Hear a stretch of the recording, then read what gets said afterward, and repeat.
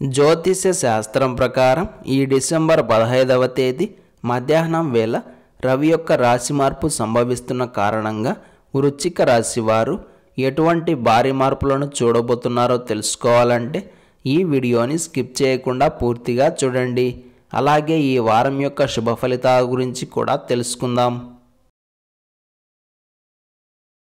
ఈ డిసెంబర్ 15వ తేదీ రవి ధనస్సులోకి ప్రవేశం చేస్తున్న కారణంగా వృశ్చిక రాశి వారికి అంత అనుకూలంగా లేదు. అయితే రవి రాశి మార్పును పక్కన పెట్టి చూస్తే మాత్రం ఈ వారాంతంలో మీకు చాలా బాగుంది.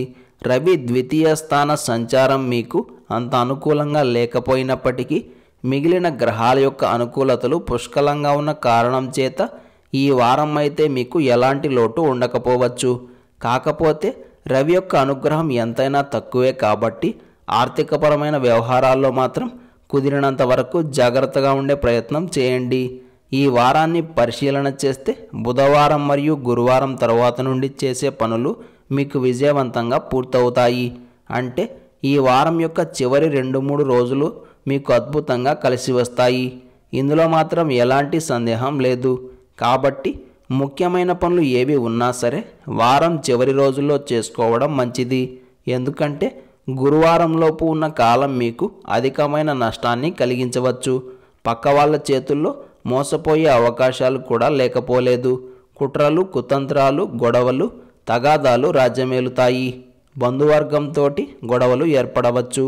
కాబట్టి వీలైనంత వరకు జాగ్రత్తగా ఉండే ప్రయత్నం చేయండి. అంచనాలు కూడా తారుమారు అవుతాయి. సరైన నిర్ణయం తీసుకోలేరు. కొన్ని విషయాల్లో మీ వైపు నుండి తప్పులు దొర్లే అవకాశం కూడా ఉంది. ఏది ఏమైనా ఈ వారం మొత్తం వృశ్చిక రాశి వారు జాగ్రత్తగా ముందడుగు వేయాలి. ప్రియం చెప్పే వారికన్నా హితం కోరే వారిని నమ్మడం మేలును కలిగిస్తుంది. ఈ వారం వృశ్చిక రాశి వారికి శుక్రవారం మరియు శనివారం చక్కగా అనుకూలిస్తాయి. ఈ ఆదివారం రోజు మీరు చేసే పనులు సవ్యంగా పూర్తి కావాలి అన్న, వ్యవహారాలన్నీ సక్సెస్ఫుల్గా కొనసాగాలి అన్న ఈరోజు ఉదయం శివాలయ దర్శనం చేసుకున్న తరువాతనే దినచర్యను ప్రారంభం చేయండి.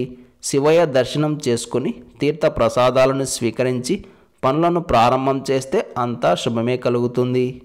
ఈ ఆదివారం రోజున ఉన్నటువంటి తిథి పౌర్ణమి, నక్షత్రం మృగశిర నక్షత్రం, రాహుకాలం సాయంత్రం 4:30 నుండి 6 గంటల వరకు, యమగండం మధ్యాహ్నం 12 గంటల నుండి 1:30 వరకు. అలాగే ఈ రోజు యొక్క శుభ సమయాలు రాత్రి 7 గంటల నుండి 7:40 వరకు. ఈ రోజు యొక్క పంచాంగం ప్రకారం ఆధ్యాత్మిక కార్యక్రమాల్లో పాలు పంచుకోవడానికి మరియు ఇతర సాధారణ కార్యక్రమాలకు కాలం అనుకూలంగా ఉంది. ఈ ఆదివారం చాలా విశేషమైన రోజుగా చెప్పుకోవచ్చు. ఎందుకంటే ఈ రోజు సూర్యుడు ధనస్సు రాశిలోకి సంక్రమణం చేస్తున్నాడు.